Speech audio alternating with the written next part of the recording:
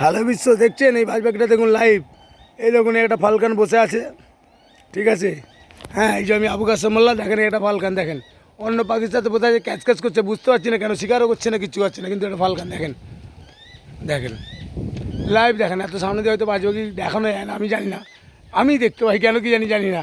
এই দেখেন কত সামনে চলেছি, দেখেন 10 ফুট দূরে, দেখেন দেখেন দেখেন ফালকানটা লক্ষ্য রাখেন কিন্তু, দেখেন আরে দাদা যা, ওটা বাঁচবে কি আছে পিস, ছবি তুলছিলাম, দেখো কিন্তু লক্ষ্য রাখো, দেখছো ফালকানটাকে, দেখো পুরো ফেস টু ফেস, একদম ফেস টু ফেস, দেখো কী জানো যাচ্ছে, কি আমার বাড়ি যাবে নাকি আমার সাথে, দেখেন দেখেন একদম ফেস টু ফেস, দেখেন ফালকানটা দেখেন, দেখেন দেখছেন কি, দেখেন